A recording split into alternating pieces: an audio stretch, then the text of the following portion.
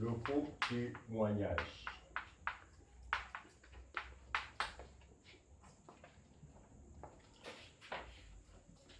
Le faux témoignage.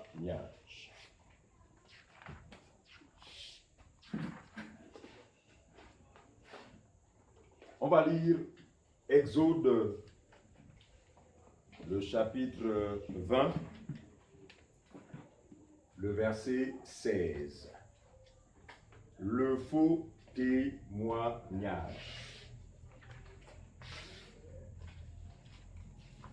Exode, chapitre 20, le verset 16. Exode, chapitre 20, verset 16. Page 84. Voilà, pour ceux qui ont lu, c'est bon. Page 84. Tu ne porteras point de faux témoignage contre ton prochain. Voilà. Tu ne porteras point de faux témoignage contre ton prochain. Selon la loi de Moïse, ce commandement avait été donné au peuple d'Israël qui, face à ce commandement, devait avoir une certaine attitude vis-à-vis de son prochain. Celui de s'abstenir de porter un faux témoignage vis-à-vis de son prochain. Mais la même Bible va nous dire que la même loi, bien qu'elle ait été donnée au peuple d'Israël, mais la loi a parlé de la personne de Jésus. C'est sur cette base que nous disons que le prochain, ce n'est pas Didier. Dans ce cas, en fait, du moins dans le contexte, par rapport à la loi, c'est vrai, Dieu demande à Israël qu'il ne faudrait pas que l'un d'entre vous porte un mauvais témoignage vis-à-vis de son prochain.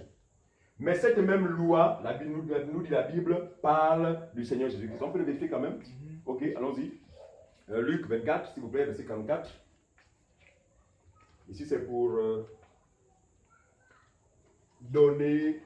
pour fixer le cap, en fait. Nous ne voulons pas parler d'un homme ce soir, mais nous voulons parler de la personne du Seigneur Jésus-Christ. Du moins, c'est celui dont parlent les Écritures. Luc 24, verset 44. Dans la page 1059. Oui. Luc 24, verset 44. Voilà, Luc 24, le verset 44. Je lis la parole. Suivez. Puis il leur dit, Puis Jésus dit à ses disciples, c'est là ce que je vous disais, c'est là ce que je vous disais. lorsque j'étais encore avec vous. Très bien. Ici, il s'agit de la résurrection, c'est-à-dire que le Seigneur Jésus, après s'être ressuscité, n'est-ce pas, va aller vers ses disciples et leur rappeler qu'avant que je ne meure, je ne manquais de vous dire qu'il arriverait un jour où je devais mourir. D'accord? Maintenant, après la résurrection, et que je devais être ramené à la vie. Donc, après que ces choses se soient accomplies, il le rappelle à ses disciples que mais c'est là ce que je vous disais lorsque j'étais encore avec vous. Autrement dit, avant ma mort. On continue. Qu'il fallait que s'accomplisse tout ce qui est écrit de moi. Suivez. Qu'il fallait que s'accomplisse.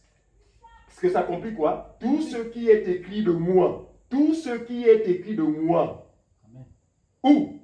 Dans la loi C'est écrit comme ça. de Moïse, Dans la loi de Moïse, dans les prophètes dans les prophètes et dans les psaumes. et dans les psaumes. Il dit qu'il fallait que s'accomplisse tout ce qui est écrit de moi dans la loi de Moïse. Donc la loi a parlé de Jésus. Amen. Voilà.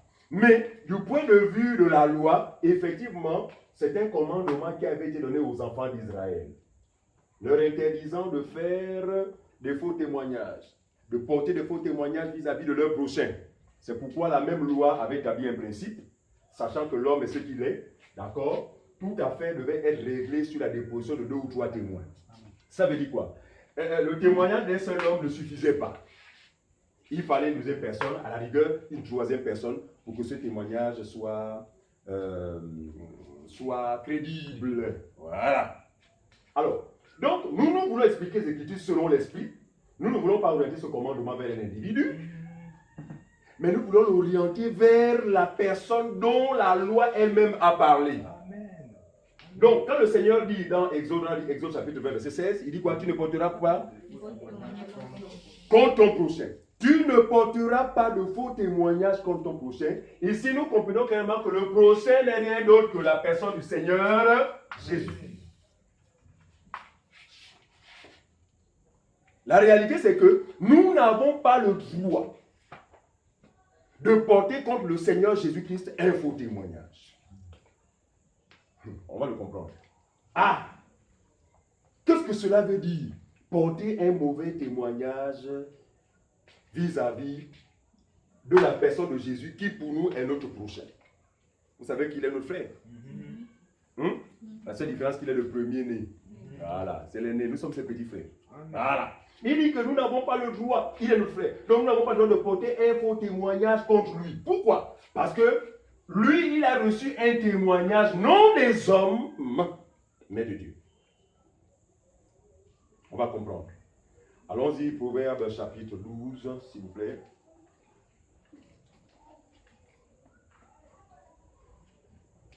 Proverbe chapitre 12, le verset 17, s'il vous plaît. Proverbe 12, verset 17. Qu'est-ce qui est dit? Proverbe 12, verset 17, page 647. Proverbe 12, verset 17. Celui qui dit la vérité proclame la justice. Proverbe 12, verset 17.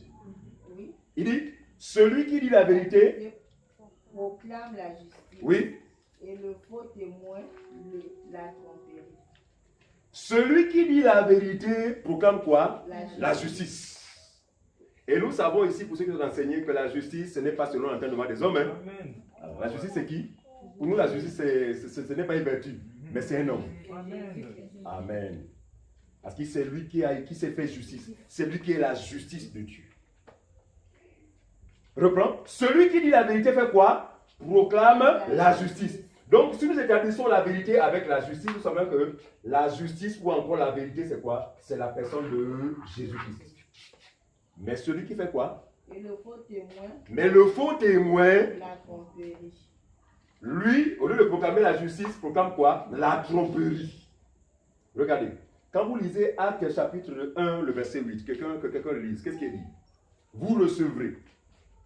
Actes chapitre 1, s'il vous plaît, le verset 8. Je dis quelle page? Actes chapitre 1, le verset 8. Acte 1, verset 8. Oui. Mais vous recevrez une puissance. Mais vous recevrez une puissance.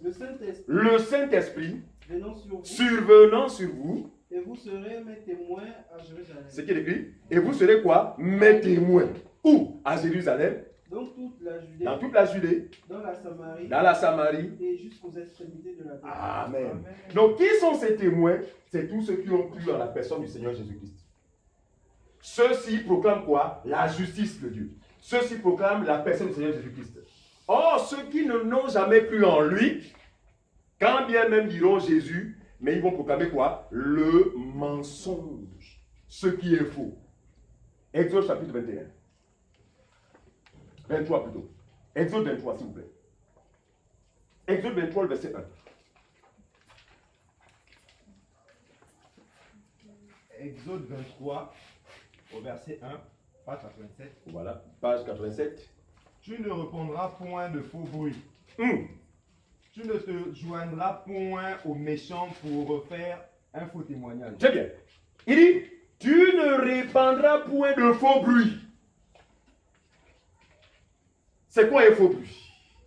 Un faux bruit n'est rien que le mensonge. Le faux témoignage. Tu ne répandras point de faux bruits. Et tu ne te joindras pas aux méchants pour faire quoi? Pour faire un faux témoignage. Regardez. Celui qui peut faire un faux témoignage ou qui fait un faux témoignage, c'est le méchant. Et nous disons que le méchant, ce n'est pas celui qui ne dit pas bonjour aux gens. Le méchant, ce n'est pas celui qui commet forcément des impairs. Mais le méchant, si c'est un adversaire de Dieu, si vous voulez, c'est l'ennemi de Dieu, c'est le non-croyant. Premièrement, tu ne répandras pas de faux bruits. Le faux bruit, c'est le faux témoignage. Quand on parle de témoignage, c'est l'évangile en fait. Parce que regardez, il y a un bruit salutaire que nous qualifions, que nous appelons l'évangile du salut. et il y a un bruit mortel. Mais le Seigneur va nous interpeller en disant que tu ne répandras pas de faux bruits. Autrement dit, tu ne prêcheras pas un faux évangile. Amen, c'est ça. Pourquoi? Parce que pour lui, il n'y a pas plusieurs évangiles, il n'y en a qu'un seul. Tu ne répandras pas de faux bruits pour te joindre aux méchants, donc aux non-croyants. Pour faire quoi? Un faux témoignage. Regardez, je voudrais que nous sachions ce soir que le faux témoignage, ne le concevez pas à la manière des hommes, d'accord? Mais concevez-le, comprenez simplement que le faux témoignage, c'est le faux évangile.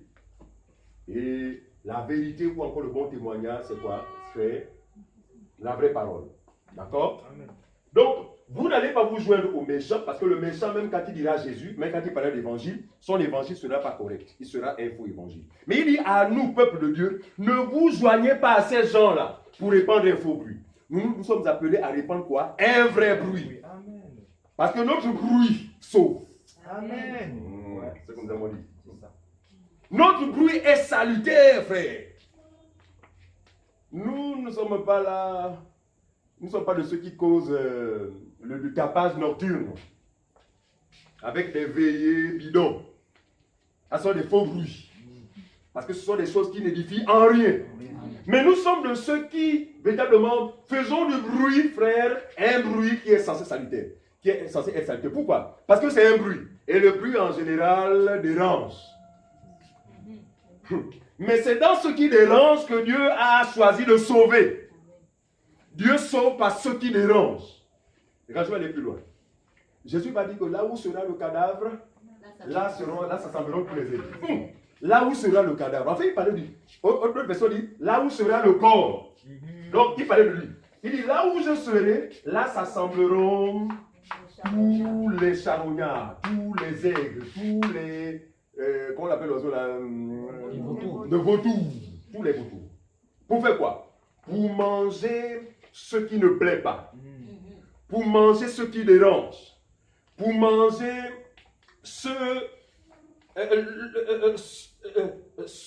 que les hommes esquivent. Parce que si vous avez sur votre passage un cadavre, le chien, l'homme naturel aura une attitude qui essaie de faire quoi? Soit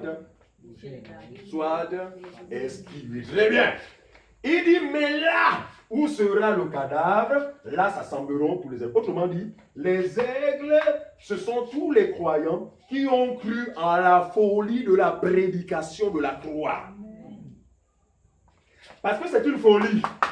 Ce qui est une folie, en temps normal, l'homme naturel n'a pas de temps à perdre. Pour ce qui est insensé.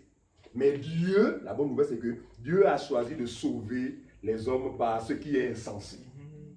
Voilà. Voyez-vous? Donc, il dit, tu ne te joindras pas aux méchants pour répandre de faux bruits. Pour faire un faux témoignage. Alors, comprenons ceci.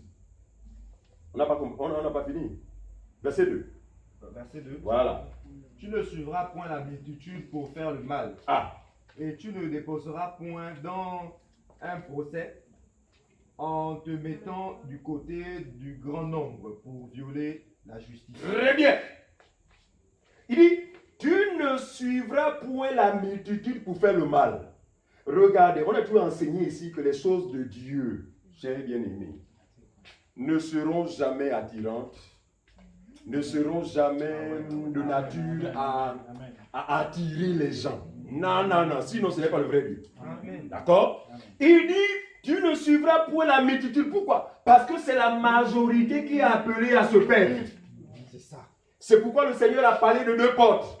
La petite porte et la grande porte. Amen.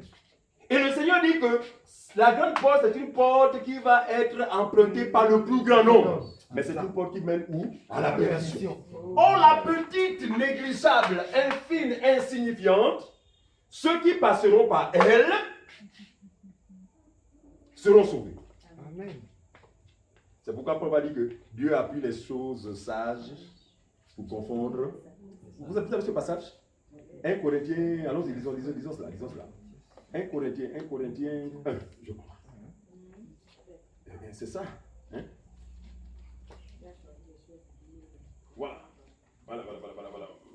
Verset 27. Merci, frère. Prenons à partir du verset 23, frère. 23 à 27. 23 à 27. Hmm. Nous prêchons Christ crucifié. Hmm. Scandale pour les Juifs et folie pour les païens. Voyez-vous, c'est la petite porte. Il dit, nous prêchons Christ Crucifié. crucifié. Scandale pour les Juifs Scandale pour les Juifs. et folie pour les païens. Regardez, c'est la petite porte. Ici, regardez, c'est le scandale. Ça n'explique personne. Quand il y a scandale, les gens esquivent. Les gens ne peuvent pas aller là où il y a le scandale. Continue, frère. Mais puissance de Dieu et Amen. sagesse Amen. de Dieu pour Amen. ceux qui sont appelés. Puissance de Dieu et sagesse de Dieu. C'est-à-dire que ce que les gens trouvent une folie, n'est-ce pas? Les gens voient en ces choses de Dieu une folie, un scandale. Mais pour nous, c'est quoi? C'est une puissance. Pour nous, c'est quoi? C'est une sagesse, frère. On continue. Puissance de Dieu et sagesse de Dieu Oui. pour ceux qui sont appelés, Ah. tant juifs que grecs. Pour ceux qui sont appelés à quoi? Au salut. Tant juifs que grecs. Vous savez que le salut est un appel. Personne ne peut être sauvé s'il n'est appelé par Dieu. Amen. C'est ce que nous enseignons. Et cela est vérifié. Parce que Jésus a dit, personne ne peut venir à moi sans que mon Père ne l'a dit. Donc, nous comprenons que le salut ne dépend pas de notre décision. Le salut ne dépend pas de la décision que nous allons prendre. Et d'ailleurs, chaque année, beaucoup de personnes prennent des engagements comme ça. En cette année 2017, Seigneur, je te suis. Vous allez être confondus. Parce que les choses de Dieu ne se font pas à la manière des hommes. C'est Dieu qui appelle un homme. C'est Dieu qui ajoute dans son corps ceux qui sont sauvés. C'est un appel spécifique. C'est quoi il dit? Mes brebis entendront ma voix. Ça veut dire quoi? Dans la mêlée, Dieu va appeler les brebis, parce qu'il dit par leur nom. Ce nom, c'est quoi? C'est l'évangile de la vérité. Amen. Et ceux-ci suivront cette voie. Alors, on continue. Verset 25. Oui. Car la folie de Dieu est plus sage C'est que pas ce qu'il a les dit. hommes. La folie de Dieu est plus sage que les hommes. Et la faiblesse de Dieu est plus forte que les hommes. Amen. Considérez, frères, Oui. parmi vous qui avez été appelés, Considérez, frère, que parmi vous qui avez été sauvés par Dieu, parmi vous qui avez été appelés par Dieu au salut, remarquez une chose, c'est qu'il n'y a pas beaucoup de quoi? il n'y a ni beaucoup de sages, Ah, c'est ce que nous selon aimons. la chair, Ah. ni beaucoup de puissants, ni beaucoup de nobles. Vous voyez comment Dieu fait les choses? Ça veut dire que dans son royaume, il appelle, ça dit que son royaume, il appelle que des choses que l'on méprise. Des choses qui n'ont pas d'influence, des choses qui n'attirent pas, des choses qui ne sont pas bling, bling, bling, bling, bling, bling. Mais c'est dans la faiblesse que Dieu agit. Continue, frère. Verset 27. Oui, Mais Dieu a choisi les choses folles Seigneur Jésus. du monde. Dieu a choisi des hommes qui n'ont aucun diplôme théologique. Dieu a choisi des hommes qui n'ont pas de titre, bishop, pasteur, machin, ils n'ont pas ça. Amen. Mais ceux-ci démontreront qu'ils ont été appelés de Dieu lorsqu'ils ouvriront leur bouche. Frère, leur témoignage sera celui de Dieu. Ils ne rendront jamais un faux témoignage à leur prochain, qui est la personne du Seigneur Jésus-Christ. Autrement dit, ils ne prêcheront pas d'autres évangiles que celui, n'est-ce pas, qui leur a autorisé de pouvoir répandre à Jérusalem, en Judée, et jusqu'aux extrémités de la terre, selon qu'il est écrit, allez par tout le monde prêcher la bonne nouvelle à toute la création. Celui qui croira, celui qui ne croira pas, très bien. On continue. Mais il a choisi les choses folles du monde Oui. pour confondre les sages. Pour confondre les sages. Regardez, pour confondre les sages. Parce que même face à ces deux portes, frère, tout le monde fait le choix de emprunter la même porte là. Elle était attrayante. Mais il dit qu'il a choisi les choses les plus faibles pour confondre les sages. Autrement dit, Dieu, dans sa démarche de salut, est dans une démarche inverse. Pourquoi? Parce qu'il ne veut pas aller dans la même direction que les hommes. Alors que les hommes pensent droit, Dieu lui pense à gauche. Très bien. C'est en cela qu'intervient la folie. Et nous sommes de ceux-là à qui Dieu a fait la grâce de comprendre ces choses. C'est pourquoi nous nous roulons à contre-courant. Nous n'allons pas dans la même direction que le monde. Mais nous nageons à contre-courant, sachant que c'est dans le contre-courant que Dieu a placé son salut. Autrement dit, c'est derrière la petite porte que la possibilité est accordée d'être sauvé. Or, la grande porte, tous ceux qui l'empruntent vont directement dans le feu de l'enfer. Revenons dans notre Dieu a passage. choisi les choses faibles du monde pour confondre les fortes. Oui, C'est bon? oui, c'est bon. Exode 23. On est à Exode 23, voilà. Ah oui. Voilà. Donc, tu ne suivras point la multitude, parce que comme je l'ai dit tout à l'heure, c'est le plus grand nombre qui va se diriger vers la mort. Il dit, pour faire le mal. Faire le mal ici, c'est quoi? C'est faire de faux témoignages. C'est prêcher un faux évangile. C'est recevoir un faux évangile. 2 Corinthiens chapitre 11, le verset 4, s'il vous plaît. On ne perd pas la page. 2 Corinthiens 11, verset 4, s'il vous plaît. 2 Corinthiens 11, verset 4. Oui. Car si quelqu'un vient vous prêcher un autre Jésus que celui que nous avons prêché, Très bien. Si quelqu'un vient rendre un autre témoignage que celui, n'est-ce pas, que Jésus a reçu de son Père, c'est ça l'évangile, frère. Continue, frère. ou si vous recevez un autre esprit que celui que vous avez reçu, Ou si vous recevez un autre esprit que celui que vous avez reçu, ou un autre évangile ou un autre évangile que celui que vous avez embrassé, que celui que vous avez. Vous voyez bien que l'évangile qui sauve est unique. Maintenant, en dehors de cet évangile, sachons que nous recevons un autre esprit. Nous avons en face de nous, nous faisons face à un autre Jésus, un autre esprit, un autre évangile. Est-ce que vous comprenez ça? Regardez. Aujourd'hui, ce que nous pouvons constater, quand bien même les gens peuvent se réclamer de Jésus, maintenant pour ceux qui sont enseignés sauront que, en fait, ces personnes parlent de Jésus, mais ils n'ont pas Jésus dans leur vie. Pourquoi? On s'appuie sur un simple fait. Recevoir le vrai Jésus ou recevoir le vrai Saint-Esprit passe par un seul acte. Le connaissez-vous cet acte? Recevoir le vrai Jésus, le vrai. Parce qu'il y en a plusieurs. De même qu'il y a plusieurs évangiles, il y a aussi plusieurs Jésus. De même qu'il n'y a qu'un seul Saint-Esprit, il y a plusieurs esprits. C'est pourquoi il dit que si vous recevez un autre esprit que celui que nous avons reçu, si vous recevez un autre évangile que celui que vous avez embrassé, vous le supporterez fort bien. D'accord? La réception ou encore le fait de permettre ou encore justifier la présence de Dieu, du vrai Dieu, ou encore Jésus dans la vie d'un homme, cela passe par un seul fait. Lequel? Non, c'est se lever quand on appelle et dit Seigneur Jésus, je t'accepte dans ma vie. Fermez vos yeux. À partir d'aujourd'hui, je reçois dans ma vie, au nom de Jésus, que ton sang, je me trempe. C'est ça? Non. C'est ce qui est écrit? Très bien. Qu'est-ce qui justifie la présence du vrai Jésus dans la vie des croyants? C'est quoi? C'est un seul acte. Pas un seul. Un seul acte qui dépend. Voilà, c'est ça. Très bien. Selon la vérité. Donc, le vrai Jésus, la présence du vrai Jésus en nous est justifiée par, premièrement, quoi? La grâce. Très bien. Les anciens, hein? La grâce. Hein? Pourquoi vous dites la grâce? Parce que sans elle, rien n'est possible. Sans elle, frère, rien n'est possible. D'abord, la grâce, elle vient de qui? Est-elle un mérite, la grâce? Est-ce que nous obtenons la grâce parce que nous avons d'abord jeûné pendant... Très bien.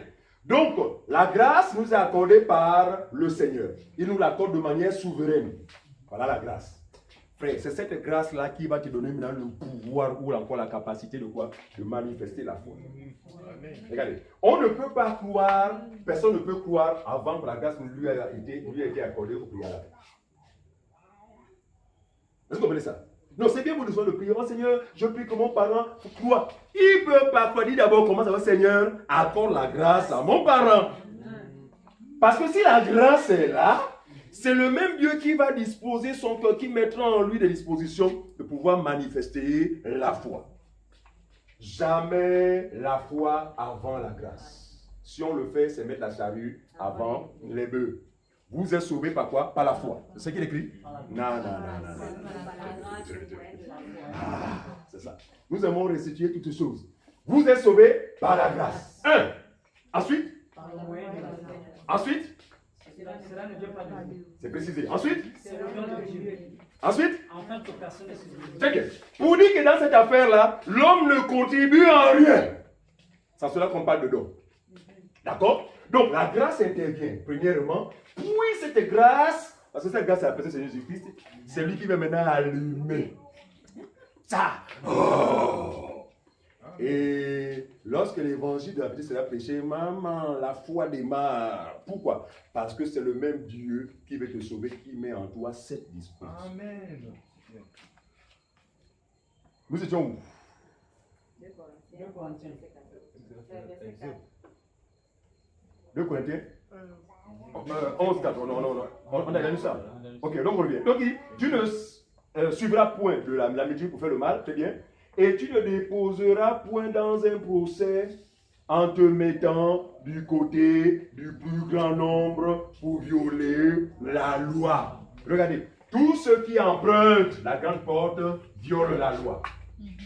Et souvent, ceux qui nous trompent, parce que beaucoup de personnes sont passées à côté de la grâce de Dieu comme ça, ils sont invités à une réunion, mais une réunion insignifiante. En fait, il n'y a pas des artifices, comme nous voyons aujourd'hui. Parce qu'aujourd'hui, même ces milieux qu'on appelle l'église résistante, maintenant, même des boîtes de nuit, avec des jeux de lumière, c'est incroyable, c'est terrible. Donc, chacun d'eux use des méthodes pour attirer les gens. Donc, on estime que avoir un simple hangar, personne ne viendra. Or, si je mets le paquet, un bâtiment attrayant, climatisé, écran de... Je ne dis pas que ces choses sont mauvaises, mais ces choses ne doivent pas être... ne doivent pas être les moyens que nous devons utiliser pour attirer des gens. Pourquoi? Parce qu'en réalité, c'est Dieu qui doit attirer les gens. Amen. Et la seule chose que nous devons, n'est-ce pas, présenter aux gens, c'est quoi? C'est l'évangile. C'est l'évangile qui est censé attirer les gens. Ça veut dire que, quoi, en quelques lieux pour nous assembler, même si c'est en plein air, frère. Ici, l'objectif, c'est quoi? C'est le cadavre. C'est pas ce qu'il a dit. Il dit en quelques lieux. Ça veut dire quoi? Sous un manguier, pourvu que ce soit la vraie parole. Dans une maison, pourvu. Dans un grand bâtiment, c'est pas mauvais. Mais je dis ceci. On peut s'assembler même dans une maison parce qu'il y a une fausse doctrine qui a circulé comme ça un moment parmi nous. Pas parmi nous, mais dans ce pays. Où on a dit aux gens que s'assembler dans les grands bâtiments, c'est le péché, c'est Babylone. Mais la vraie église, normalement, ne doit s'assembler que dans les maisons. Regardez, je dis ceci. Même si vous assemblez dans une maison, tant qu'il n'y a pas le cadavre, vous êtes dans les ténèbres. Voilà. C'est pas si vous comprendre. En fait, ce n'est pas les lieux qui intéressent Dieu. Pourquoi? Parce que lui-même, le maître a dit, l'heure vient où les vrais adorateurs adoreront. Regardez, il parle comme ça, pourquoi? Parce que Madame la Samaritaine indique un lieu d'adoration physique. Vous l'avez remarqué? Elle fait remarquer à Jésus que nous, nos pères ont adoré à tel endroit. Vous, les Juifs, vous adorez aussi à tel endroit. Et quand on regarde l'endroit où adoraient les Samaritains et l'endroit où adoraient les Juifs, ce sont des endroits géographiques. Maintenant, Jésus va venir quand même casser et les Juifs, suivez, et les Samaritains. Samaritains, donc les non-Juifs. Et les Juifs et les non-Juifs, pour se mettre dans une position neutre. Une position neutre, n'est-ce pas? À partir de laquelle il va appeler, et c'est des Juifs, des hommes et des femmes, et c'est les nations, des hommes et des femmes. Vous formez quoi? Vous formez un corps. Ce que nous appelons le corps de Christ. Il va dire, l'heure vient. Elle est déjà venue où les vrais. Les vrais. Peut-on parler de vrai s'il n'y a pas de faux? Vraiment. Attends. Peut-on parler de vrai s'il n'y a pas de faux? Attends, peut-on parler de faux billets s'il n'y a pas de vrai? Non. Très bien, très bien. Donc ça veut dire que le Seigneur Jésus a considéré que l'adoration des Juifs était une fausse adoration. Je sais classé. L'adoration des nations était une fausse adoration. Maintenant, il va appeler maintenant les deux parties pour expérimenter la véritable adoration. Il dit que cela va se passer où? En esprit et en vérité. Bon, si c'est le cas, mais indiquez-moi maintenant géographiquement où se trouve l'esprit de la vérité. Vraiment. Soyons sérieux. Mais vous allez voir que les gens que le diable a aveuglé l'intelligence, n'ayant pas compris le langage du Seigneur, continuent à orienter les gens vers des lieux géographiques. C'est pourquoi les gens ne cessent de voyager en Israël. Voilà l'erreur. Alors que Jésus a tellement dit que ça ne va plus être ni à Jérusalem. L'adoration véritable n'est plus à Jérusalem, s'il vous plaît. Ni dans nos histoires africaines. Mais l'adoration véritable, c'est désormais où? Dans un lieu qu'on appelle le Seigneur Jésus-Christ. Il dit en esprit et en vérité. Il va plus loin. Il dit c'est là les adorateurs que le Père. Oui, mon gros désir. C'est cette catégorie d'adorateurs que le Père cherche. Mais aujourd'hui, les gens adorent par rapport au lieu. Donc, ce que je disais, c'est que beaucoup de personnes ont visité des vrais frères. Pas seulement nous, parce que nous pensons qu'aussi vrai que nous sommes vrais, nous allons toujours fonctionner dans une simplicité qui dit pas son nom. Regardez, ce soir, nous sommes assemblés dans une terrasse. Celui qui a la mentalité babylonienne, qui va être invité, rien que ça, pour lui, hein, c'est un mobile suffisant pour dire que non, Dieu n'est pas avec lui. Vraiment. Parce qu'il est mieux que tu réagisses comme ça. Après, d'abord, tu t'es assis, tu as écouté. Mais eux, ce n'est pas la parole.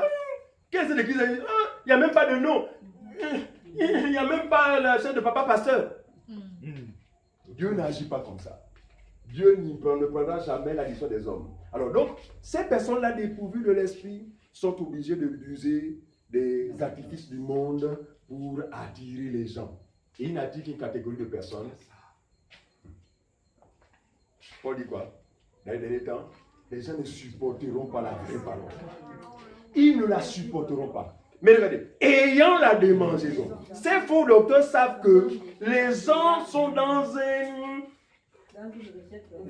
perpétuel. Merci sœur. Le petit c'est bon. Les gens sont dans une recherche perpétuelle des choses de la chair, les choses de ce monde. Alors donc ça va être facile pour que je remplisse mon assemblée. Prêchons ces choses.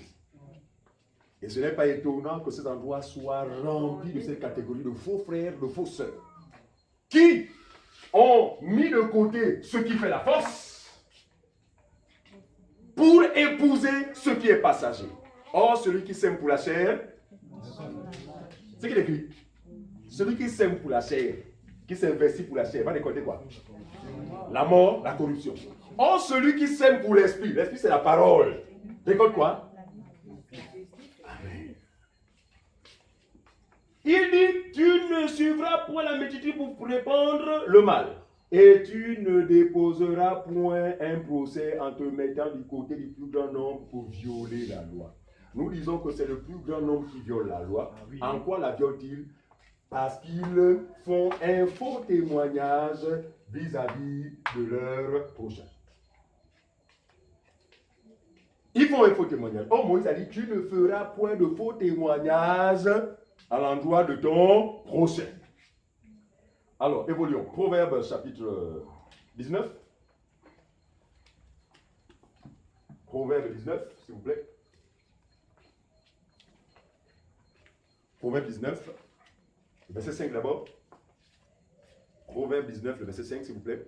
Proverbe 19, verset 5. Oui. Page 653. Le faux témoignage ne restera pas impuni. Vous comprenez ça? Il dit quoi? Le faux témoin. Le faux témoin ne restera pas impuni. C'est ce qu'il est écrit? Oui. Il dit le faux témoin ne restera pas impuni. Autrement dit, quiconque va prêcher ou recevoir un autre évangile sera puni. Vous voulez que nous vous le démontrions? Regarde, il fut un temps, les gens ont raisonné comme ça. J'étais de ceux-là. Il arrivait que je sois interpellé par certains frères à qui Dieu a fait la grâce de comprendre ces choses que je comprends aujourd'hui, avant moi. Mais j'étais à quoi des ténèbres. Et c'était quoi leur reproche? Ah, mon frère, vraiment, le type là qui prêche là, c'est un faux. Il ne connaît pas le Seigneur. Il ne prêche pas le vrai évangile. Et puis, c'était à moi de dire, ah, mon frère, ça c'est lui là-bas, ce qui est sûr, Quand je parle de ma maison qu'on a à l'église, je ne parle pas pour Dieu ou je ne parle pas pour les hommes. S'il me trompe, ça n'engage que lui là-bas. Oh. Mais Dieu connaît mon cœur, je suis sincère. Voilà. Et nous pouvons dire à ces personnes-là que c'est l'ignorance qui vous donne de penser comme ça.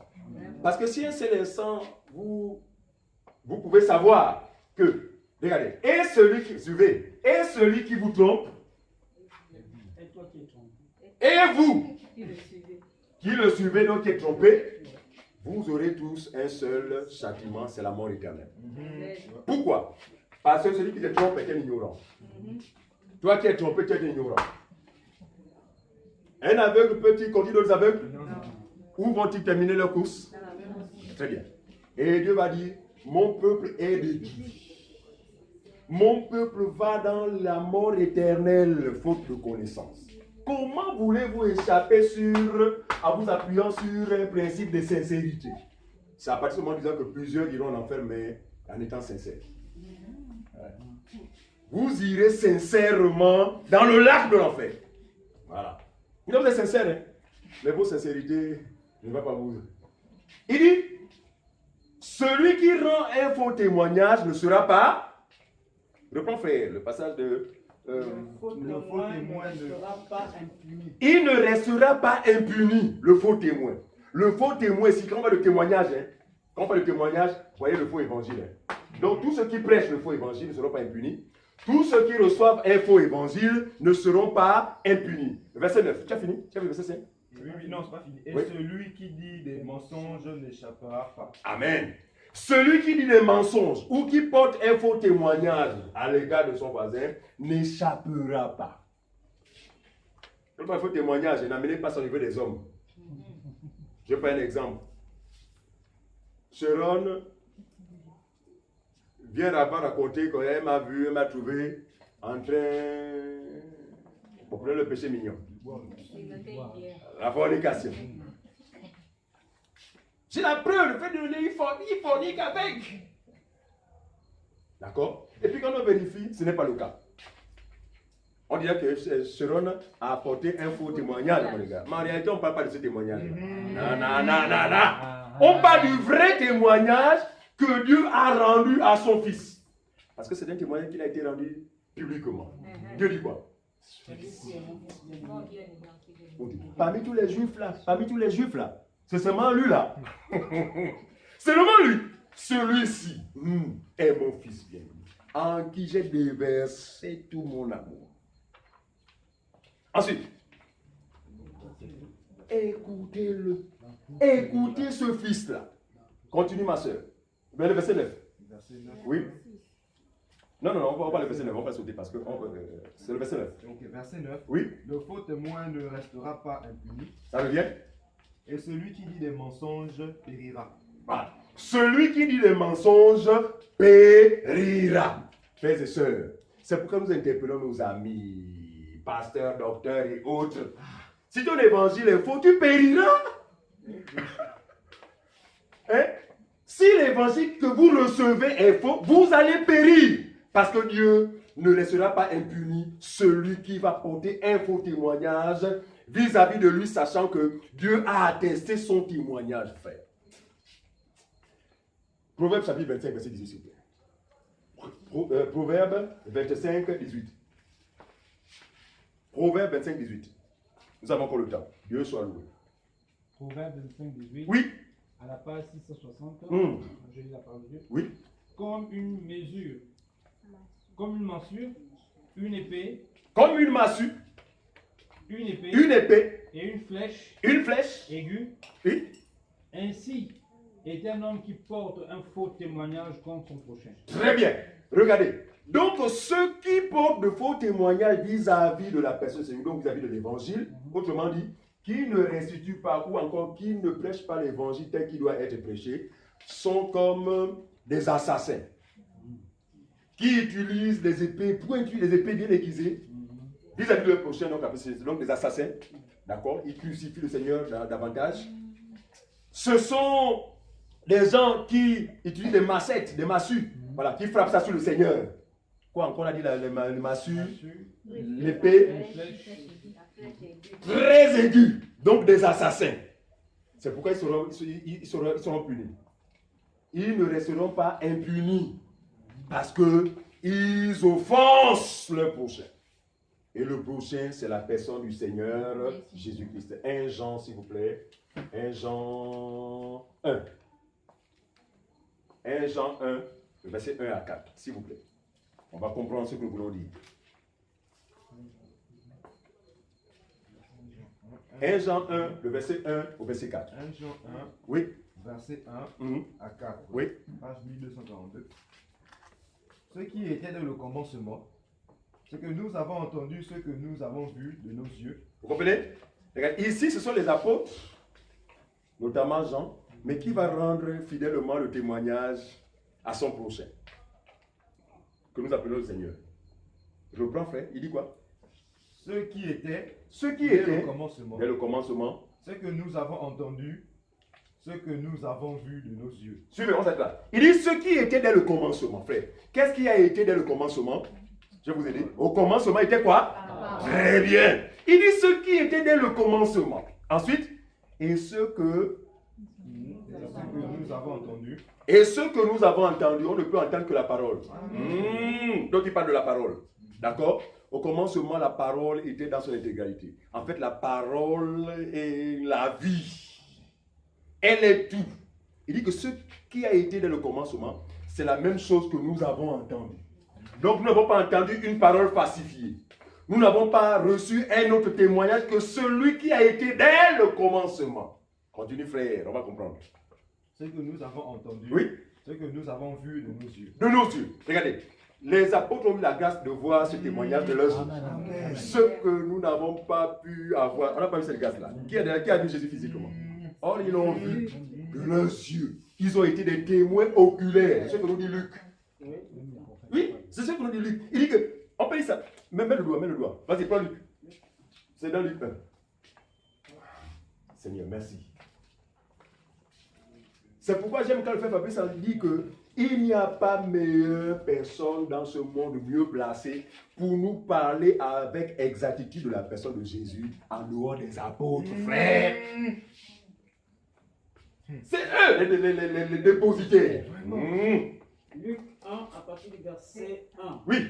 Plusieurs ayant entrepris de composer un récit des événements qui se sont accomplis parmi nous, oui. Suivant ce que nous ont transmis, ceux qui ont été des témoins oculaires. Suivant ce que nous ont transmis, ceux qui ont été des témoins oculaires. Témoins oculaires, ça veut dire des yeux. Ils ont vu Jésus. Ce que maman Annie n'a jamais vu. Des témoins oculaires dès le commencement et sont devenus des ministres de la parole. Et sont devenus des ministres de la parole. Regardez, le ministre de la parole, c'est l'ambassadeur. C'est celui que Dieu envoie pour parler de son royaume. De parler des choses qui concernent son royaume.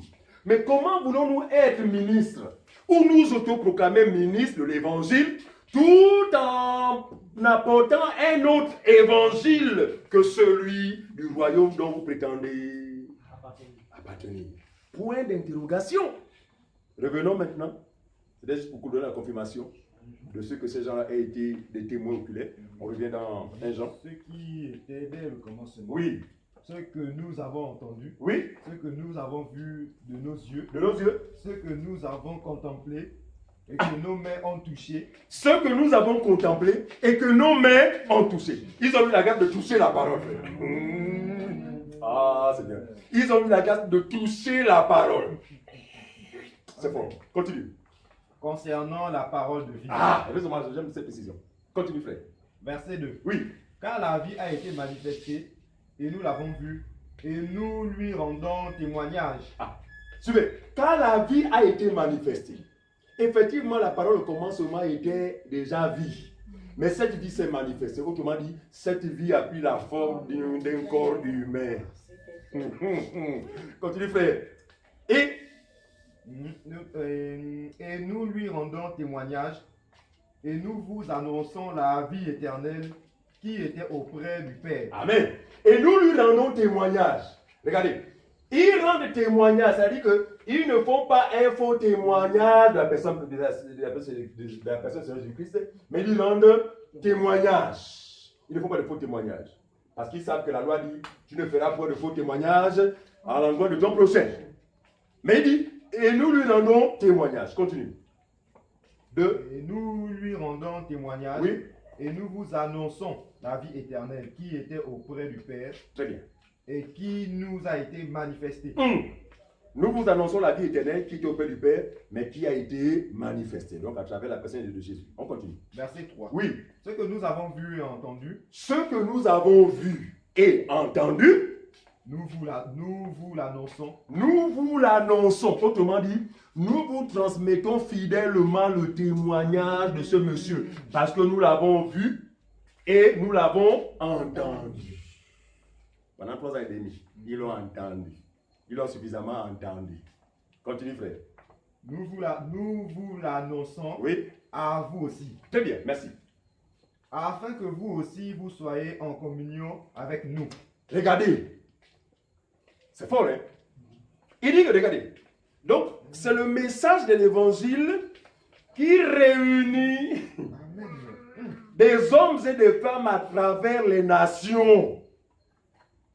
Afin qu'ils deviennent quoi? Un. C'est pourquoi nous faisons attention quand on parle d'unité du corps de Christ. Nous ne comprenons pas l'unité du corps de Christ comme les églises de réveil la comprennent. Parce que eux, c'est quoi? S'il y a une cérémonie au stade, soi-disant au nom du corps de Christ, vous allez voir qu'ils n'entreprendront jamais une démarche allant dans le sens de chercher à savoir avant qu'on l'associe, mais qu'est-ce qu'ils prêchent? Ah! C'est ça. Jamais! Mais c'est sur la base seulement de quoi? D'une dénomination. Église. Une fois c'est écrit Église à Mani, voilà des frères en Christ. Et puis, ils se retrouvent, soi-disant, au nom de l'unité du corps de Christ, qui n'est rien d'autre que quoi? L'écuménisme. Amen, c'est ça, c'est ça. C'est ça. Parce que la différence avec l'unité du corps de Christ et l'écuménisme, c'est quoi? L'unité du corps de Christ, c'est que même si vous êtes nombreux, vous avez un seul Dieu, un seul évangile, un seul esprit, un seul baptême. Amen. Or, l'écuménisme, frère, c'est que même si chacun pense différemment, le plus important, c'est quoi? C'est que nous prions tous Dieu. Voilà. Donc, tu es un bon bouddhiste. Si dans ta démarche de bouddhiste, tu pries Dieu, mon ami, allons au stade. On va prier ensemble. Est-ce qu'on a la confusion? C'est bien. Or, il dit ceci, afin que nous soyons... Repasse cette partie, frère.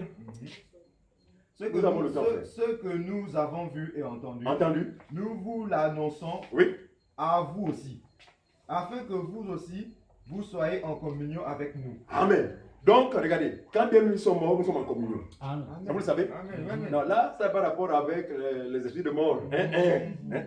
La communion aussi, c'est que ils sont morts dans le Seigneur.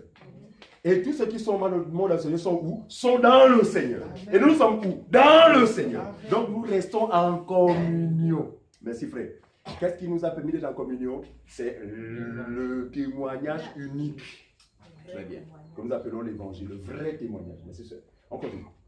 Or, oui, notre communion est avec le Père et avec son Fils Jésus-Christ. Amen. Tu as versé combien? Ça c'est verset 3, verset 4. Oui. Et nous écrivons ces choses afin que notre joie soit parfaite. Alléluia. Dieu soit loué, n'est-ce pas? Il dit, nous vous écrivons ces choses afin que notre joie soit parfaite. Donc, soyez assurés. Soyez rassurés que grâce à ce témoignage que vous avez reçu, nous sommes en communion avec le vrai Dieu. Et cela se justifie par quoi? Par le fait d'avoir foi en son Fils. Regardez, on ne peut pas être ou prétendre être en relation avec le vrai Dieu si ce n'est pas le Fils. Vous êtes avec moi? Amen. Regarde, beaucoup de religions pensent que, à l'exemple de l'islam, non, nous croyons en Dieu. Tout ce qu'on fait là, c'est pour Dieu. Mais ce qu'ils ne savent pas malheureusement, c'est que, regarde, il dit, personne n'a jamais vu Dieu. Personne. Mais, si ce n'est le Fils, mais c'est le Fils qui l'a fait connaître. Autrement dit, personne ne peut connaître Dieu si ce n'est le Fils. C'est pour se comprendre. C'est-à-dire, hein, Dieu, la créature, c'est la terre faire. Tu ne peux pas le connaître sans connaître le Fils. Amen. Pourquoi? Parce que c'est le Fils qui l'a fait connaître. Pourquoi? Parce que c'est le Fils qui est venu d'en haut. Donc il est mieux placé pour nous parler avec précision des choses d'en haut. C'est pourquoi son témoignage est beaucoup plus grand. C'est ce qu'on nous appelons 1 Jean toujours. Toujours 1 Jean. C'est pour le 1 Jean 5. On va lire le verset 6 à 13, s'il vous plaît. Laissez-moi avoir le temps, parce que je vais terminer avec un passage très parlant. 1 Jean 5. 1 Jean 5, À la page le verset 6 au verset 13. 1246. Verset 6 au verset 13. on dit la parole. Oui. C'est lui, Jésus-Christ, qui est venu avec de l'eau et du sang. Arrêtons-nous là. C'est lui. Oui, mais on ne parle pas de notre homme. De notre homme. D'accord? Contrairement aux évangiles d'aujourd'hui qui parlent des hommes. Les apôtres frères ont témoigné de lui. Ils disent, hein, c'est lui, Jésus-Christ, qui est venu avec quoi? Avec de l'eau et du sang. Avec de l'eau Et du sang. Frère, expliquons ces choses, frère, expliquons. Nous ne sommes pas des gens qui lisent et puis qui courent sans... Parce que même ils ne comprennent rien. Donc il faut vite expliquer. Il ne faut pas trop passer du temps dans l'eau et le sang. Parce que j'ai dit, mais c'est quoi l'eau et le sang? Et quand tu as une explication comme ça, souvent même ils disent, l'eau là, écoutez, hein, amenez les bouteilles. Ah, Seigneur, hier, merci. Les gens ne vont plus à l'assemblée. Ils disent qu'au lieu d'avoir des bibles à la main, c'est des dinos. Ce sont les huiles. Des bouteilles d'eau en za, des huiles. Voilà. Une attitude, je vous assure, frères et sœurs, que les vrais croyants n'ont jamais eu. Disait la Bible. Aucun vrai croyant n'a placé sa confiance dans les supports. Mais tous ont manifesté la foi. C'est-à-dire que cette foi, n'est-ce pas, qui consiste à croire à ce que nous ne voyons pas. Ah, Seigneur Jésus-Christ. Et ce sont des gens qui rendent quoi? Ce sont de ceux-là dont Moïse a dit, malheur à celui qui rend un faux témoignage. Parce que Jésus n'a jamais enseigné ces choses. Amen. Amen. Les disciples, eux, ils ont rendu fidèlement ce témoignage. Très bien. En ce sens qu'ils n'ont rien ajouté, ils n'ont rien retiré. Or, eux, ils ajoutent, ils falsifient. Voilà. Mais il dit, ils n'échapperont pas au jugement. Vous comprenez ça? Nous sommes conscients de ces choses. C'est pourquoi nous n'allons jamais enseigner des choses qui ne doivent être enseignées parce que nous voyons des gens le faire. Ou parce que grâce à ces faux enseignements, ce qu'ils appellent l'église se retrouve remplie de personnes. Nous ne le ferons jamais faire. Regardez.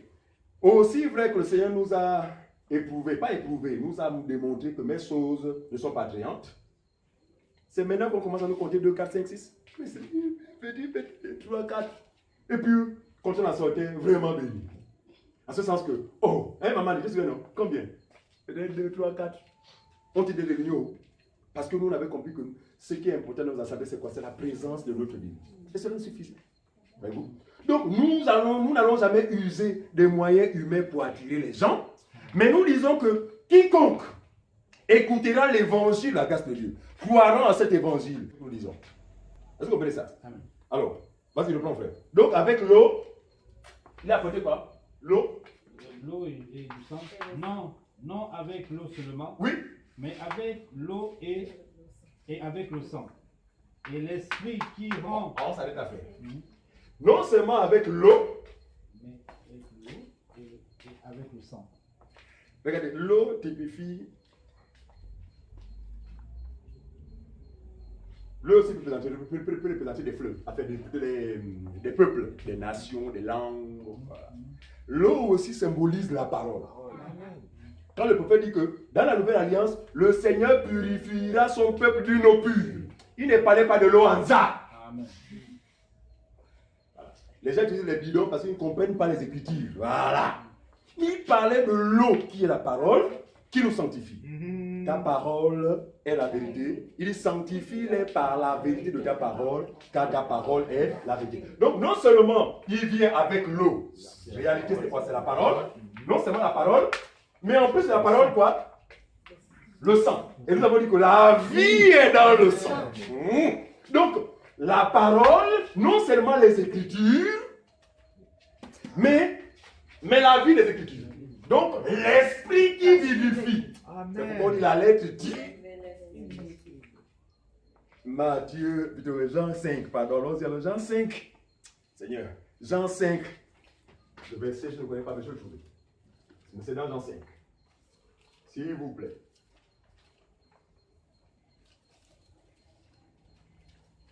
Ah, Seigneur.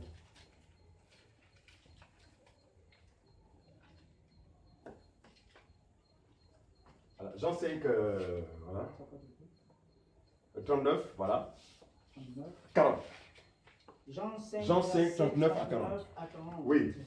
Vous sondez les Écritures parce que vous pensez avoir en elles Suivez. la vie éternelle. Donc, les uns sont tout dans l'eau. L'eau seulement. Parce qu'on a dit que non seulement l'eau.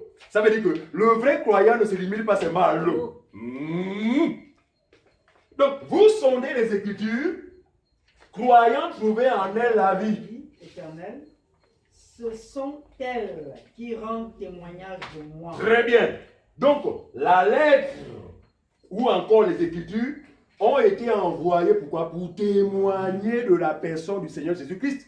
C'est pourquoi nous avons pris Exode combien? 20, verset 16. Hein?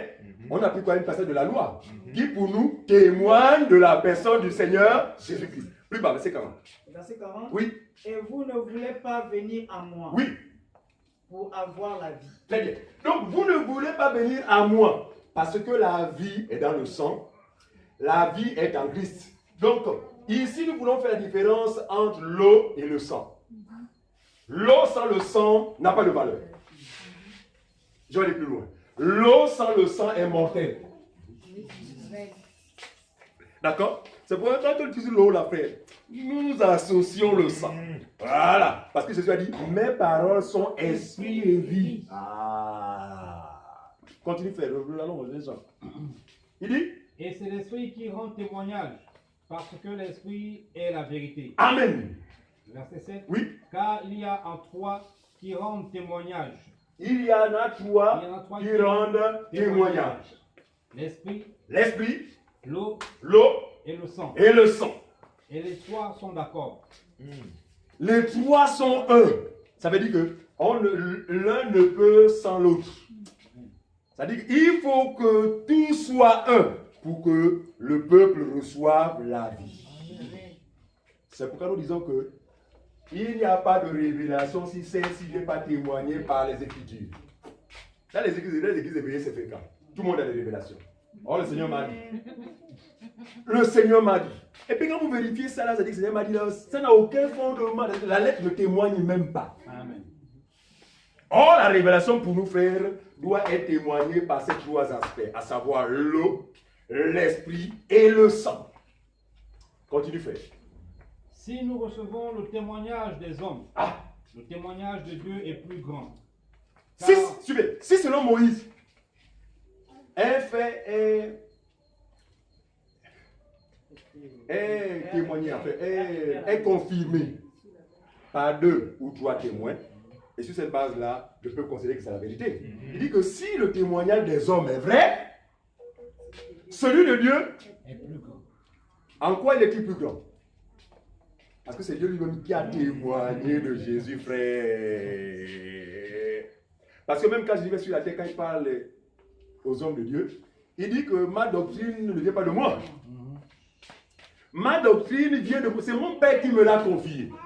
Voyez-vous? Donc lui, Jésus, a témoigné fidèlement de son Père. Et le Père lui a rendu ce témoignage. Je vous dis que, aussi vrai que Jésus a témoigné fidèlement, moi aussi, j'indique publiquement que ce monsieur est mon témoignage. Autrement dit, mon témoignage et le sien ne sont pas différents. C'est clair? Continue, frère. Car le témoignage de Dieu consiste en ce qu'il a rendu témoignage à son Fils. Il a rendu témoignage à son Fils. Celui qui croit au Fils de Dieu a ce témoignage en lui-même. Celui qui croit au Fils de Dieu a ce témoignage en lui-même. Regardez, croire ici, ce n'est pas comme on l'a fait par le passé. Parce qu'aujourd'hui, ils seront peu à vous dire que, en leur posant la question, tu crois? Attends, tous les matins, franchement, tu poses des questions comme ça. Pourquoi je vais à l'église? Mais ils ne savent pas qu'on peut aller à l'église sans avoir cru. Regardez, je connais des pasteurs, non, qui se tiennent, oui, soi-disant, voilà, on parle de pas d'emprunter le langage, qui est un faux langage, parce que l'église n'est pas un endroit, on peut pas aller à l'église. C'est bien. Alors, je connais des pasteurs qui se tiennent devant le pupitre comme ça. Vous savez Jésus, vous savez Jésus. Mais ils ne croient pas au Seigneur. J'en connais plein comme ça. Je connais des pasteurs, des docteurs qui disent recevez les gens, mais ils ne croient pas au Seigneur Jésus-Christ. Très bien. Parce que pour nous, la foi en Jésus, frère, c'est quoi? Regardez, c'est croire qu'avant que Jésus ne vienne sur cette terre, suivez-moi bien, l'homme a essayé, par ses propres moyens, à obtenir la justice. Autrement dit, pour être agréable à Dieu, mais il ne l'a pas pu. Son échec est censé l'amener à faire quoi? Renoncement de ses œuvres. Écoutez, c'est ça l'évangile. Hein? Ouais. Parce qu'on a essayé, mais personne n'a pu. Vous doutez? Combien de fois n'avez-vous pas pris les décisions lorsque vous étiez dans la confusion? Je fais un exemple. Vous êtes tombé dans le péché qu'on appelle la fornication. Et puis hop, la loi vous fait sa vie parce que la loi a pour objectif de vous condamner. Et vous l'appelez comme tu as forniqué. Et vous êtes troublé. Et ça va vous amener en tout cas sur des démarches. Travaux spirituels. C'est pas moi, une retraite, machin, faire un travail. Le pasteur, il faut que le pasteur puisse pour restaurer ta vie. Voilà. Et puis quand on en sort là, on se dit non là, plus jamais. N'est-ce pas? Et puis on prend l'engagement. Mais au bout d'un temps, on se rend compte qu'on retombe encore là. N'est-ce pas là un témoignage de ce que nous avions manifesté notre volonté à sortir du péché? Ouais. Mais le péché est une puissance. Suivez mon regard. Le péché est une puissance. Ça veut dire que on ne peut pas en sortir par des moyens humains. C'est impossible. C'est pourquoi je dis ces faux pasteurs qui se font passer pour des personnes qui se sanctifient. Ce sont des menteurs. Ce sont les mêmes qui forniquent, les mêmes qui mentent, les mêmes qui entretiennent des pensées tordues à l'égard de leurs brebis, notamment les brebis les mieux aisées. Ah, les menteurs. Pourquoi? Parce que Dieu a convaincu le monde tout entier de quoi? De péché. Il dit tous, malgré vos efforts, vous êtes des pécheurs. Bon, ok. Mais comme Dieu vous aime, comme je vous aime, je vais moi-même descendre. Pour faire quoi? Pour faire ce que jusque-là vous avez essayé d'accomplir, que vous n'avez pu. Que vous n'avez pas pu accomplir. Et Jésus va le faire. À notre place. À notre place. Non. Au dernier soupir, avant de rendre l'âme sur la croix, il dit quoi? Tout. Pour qui? C'est-à-dire, nous là, c'est vague, parce que ça dit que c'est tout le monde. Pour qui? Pour tous ceux qui croient. Très bien. Romains 10,4 dit quoi? Christ. Pour qui? Très bien. Donc, maintenant, on va voir qu'on ne va pas être justifié par nos propres œuvres, mais on va se voir imputer quoi? La justice. Par un simple fait, parce que nous aurons cru en lui. Quand quelqu'un a cru en lui, ce dernier croira que tous ses péchés ont été ôtés. Moi, c'est par là que j'attrape les faux pasteurs. Dès que je suis ces critères-là, demandez à un pasteur. Vous êtes un Christ? Non, oui, moi je suis même pasteur. Mais est-ce que vous péchez encore? Mais mon frère, on est des hommes. Voilà! C'est pourquoi on vous disait qu'on peut être pasteur mais être incrédule. Voilà. Et Dieu, ils n'échapperont pas. Pourquoi? Parce qu'ils sont en train de rendre un faux témoignage. Parce que ce n'est pas ce que le témoignage de Jésus nous révèle. Ce témoignage nous révèle que il est l'agneau de Dieu qui est venu dans le monde pour ôter le péché. Quand on parle de ôter, ce n'est pas couvert. Ôter. Et comme le faisait observer le frère, mon frère hier, dimanche, regardez. Dieu va montrer la supériorité du sacrifice de Jésus en ce que le premier sacerdoce qui avait à sa tête le souverain sacrificateur appelé Aaron justifiait la présence du péché au milieu du peuple par un seul fait. Lequel? Le sacrifice perpétuel. Chaque année. La Bible dit, lorsque ce sacrifice était offert, Ce sacrifice éveillait le souvenir du péché dans les consciences du peuple d'Israël. Est-ce que vous comprenez ça? Très bien. Mais il dit, mais lui, il sait te faire une seule fois. Et ce qui m'éveille, c'est qu'après cette offert, Jésus va carrément aller s'asseoir. Autrement dit, pour dire que je ne ferai jamais comme Aaron, revenir encore. Je vais m'asseoir. Mais qui peut s'asseoir s'il ne sait assurer que c'est réglé? Ah. Et vous voyez que le problème des soi-disant chrétiens, c'est quoi? C'est l'incrédulité. Ils ne croient pas. Ils ne croient que pour les cas de maladie. Comme là, je suis malade, frère, prie, là je crois, là je crois. Là c'est comme ça. Ils sont incapables de croire en fait à ce qui est essentiel. Et Dieu les considère comme étant des gens qui rendent un faux témoignage vis-à-vis de lui. Parce qu'il n'a jamais, prêché ou encore il n'a jamais méprisé l'œuvre que lui-même a accomplie sur la croix. Au contraire, il nous invite à y croire pour que nous soyons réellement libres. Vous connaissez la vérité et la vérité vous affranchira. Nous sommes au verset combien? Vas-y, vous verset 10. Nous sommes au verset 10. Oui. Celui qui croit au Fils de Dieu a ce témoignage en lui-même. Oui. Celui qui ne croit pas, Dieu le fait menteur. Très bien.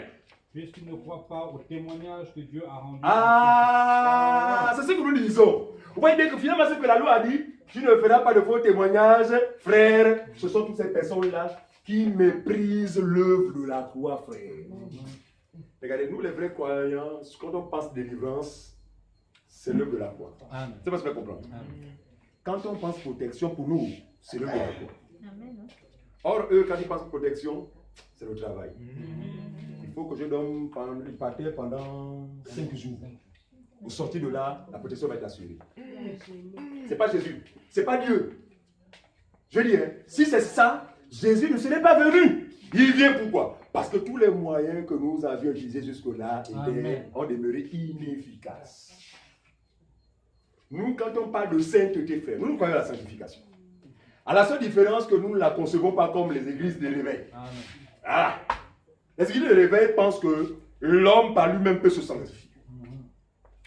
Or, l'enseignement de Jésus nous dit, vous êtes des pécheurs premièrement, mais j'ai le mandat, le pouvoir de quoi? De vous rendre juste. Amen.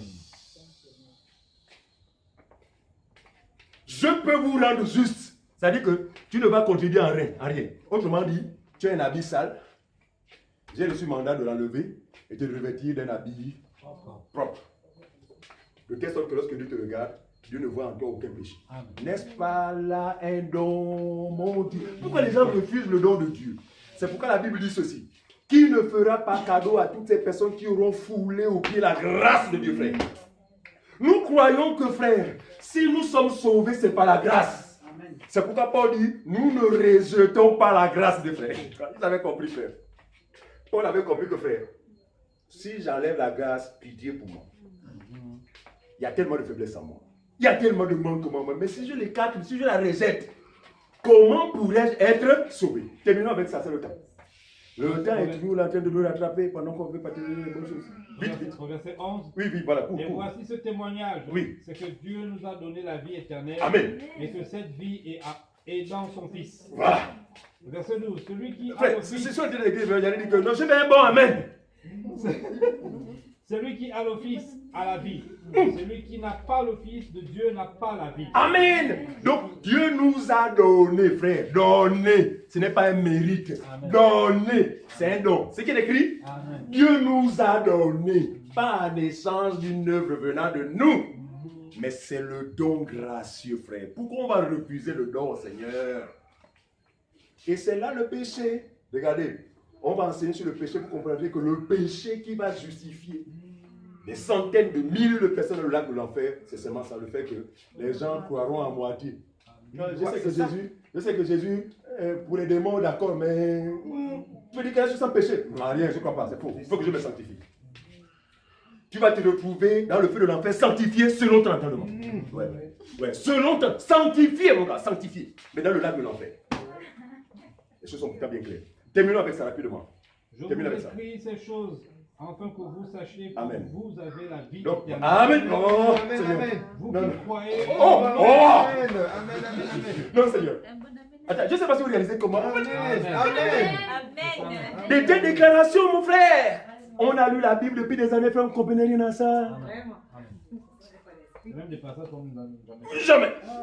Parce que ce sont des passages qui sont censés quoi? Qui sont censés nous donner cette assurance. Amen. Frère, que même si c'est aujourd'hui que vous fermez les yeux, frère, nous retrouvons l'apôtre Paul. Nous retrouvons l'apôtre Pierre. Parce qu'eux aussi, ils sont morts dans cette espérance. Amen. Ouais. La Bible dit nous vivons par l'espérance. Et Paul va dire que si ce que nous voyons, attends, peut-on appeler espérance ce que nous voyons? Hein? Parce que les faux chrétiens voient la sanctification. Comme je ne fais plus ceci, et ils voient la sanctification. Non, ils ne vivent pas par espérance. Ils ne marchent pas par la foi. Oh, nous marchons, frère, par espérance. Nous ne voyons rien de concret, mais nous croyons en la parole qui est sortie de la bouche de Dieu. Amen. Vous savez que c'est ce qui a fait la force d'Abraham. Hein? Abraham dit que, la Bible dit que Abraham. Merci, frère. Abraham crut seulement et cela lui fut imputé à justice. Donc Abraham fut rendu juste rien que par sa foi. Rien que la foi, c'est tout. Terminons, frère, avec ça. Regardez, Marc 14, 55-59. On va aller très vite. Parce qu'on a déjà. Oh, vite, pardon. Vite. Marc 14, 55-29. 55 combien? 55-29. 55, 25. Oui, oui. Marc 14, verset 55 à 59. Ah, j'ai dit 29. Tellement pressé. Marc 14, verset 55 à 59. Oui. Page 1013. Très bien. Les principaux sacrificateurs et tous les Sanhédrins Ouais. cherchaient un témoignage contre Jésus. Très bien. Donc, vous voyez bien que avant que le Seigneur ne soit condamné, d'accord, là, il a déjà été interpellé au Césarien ou quoi? Le mot de Jetman. Oui, voilà. Très bien. Mais il est maintenant traduit, il est maintenant conduit vers les principaux sacrificateurs pour examiner son cas. On y va. Cherchait un témoignage contre Jésus, Voilà. pour le faire mourir. Il cherchait un témoignage contre Jésus pour le faire mourir. Autrement dit, il cherchait un moyen de rendre un faux témoignage à son égard. Ici, c'est pour confirmer que le prochain dont parlait Moïse, c'est la personne du Seigneur Jésus-Christ. Et cela s'est manifesté par l'attitude des Juifs qui étaient ses frères, pour vis-à-vis du Seigneur Jésus-Christ, donc leur prochain. Jésus était le prochain des Juifs. Mais la Bible dit, ils cherchèrent à lui rendre un faux témoignage pour qu'il soit condamné. Continue, frère. Pour le faire mourir. Oui. Et ils n'en trouvaient point. Il n'en trouvait point. Verset 56. Car plusieurs rendaient de faux témoignages contre lui, mais le témoignage ne s'accordait pas. Amen. Regardez, arrêtons-nous là. Plusieurs rendaient de faux témoignages en son encontre. Mais ce qui était surprenant, c'est que les témoignages ne s'accordaient pas. Regardez une seule chose. Tous les faux serviteurs, tous ceux qui ont reçu un faux évangile, vous allez voir qu'ils sont divergents dans les évangiles. Vous avez remarqué ça? Donc chacun sa doctrine. C'est pas grave. Très bien. Or, vous allez voir que les vrais croyants, à leur tour, lorsqu'ils rendent témoignage de leur Seigneur, tous les témoignages s'accordent. Amen. Je ne sais pas si vous comprendre. Non, même si on ne se connaît pas, Sharon, même si tu es une américaine, elle a le que soit une américaine, mais elle a eu la grâce de croire au même Seigneur, donc au vrai Seigneur. Quand on va se rencontrer, frère, pour rendre témoignage de celui à qui nous avons cru, nous allons être non divergents, mais très bien. Vous voyez bien que, étant des adversaires du Seigneur Jésus-Christ, leur faux témoignage ne s'accordait pas. Symbole ou encore expression de ce que nous pouvons constater dans les différents milieux où le vrai évangile n'est pas prêché, tous sont divergents. L'autre va dire, moi je pense que la femme prêche. L'autre va dire, la femme ne prêche pas. L'autre là-bas va dire, oh, non, que la femme ne doit pas mettre les mèches. Hein? L'autre va dire, non, la femme ne doit pas mettre des talons. Ils sont divergents. Or, nous disons qu'il n'y a qu'une seule église. Il n'y a qu'un seul enseignement. l'église à cet enseignement, ça veut dire que tous les croyants doivent épouser ce même enseignement. De telle sorte que où que nous pouvons nous trouver, nous ne serons pas des accès. Pourquoi? Parce qu'il est question de la même semence. Mettons-nous à cause du temps. Donc que Dieu bénisse sa parole et qu'il nous donne davantage. De rester fidèle à la vraie parole. Et ne pas regarder toujours au grand nombre. Parce qu'on a dit, maudit soit quiconque se joint au plus grand nombre pour rendre un faux témoignage, pour violer la loi. Nous ne sommes pas de ceux-là. Nous voulons rester fidèles à la parole de Dieu. Que Dieu nous bénisse au nom de Jésus. Amen. Amen. Et que nous le soyons déjà.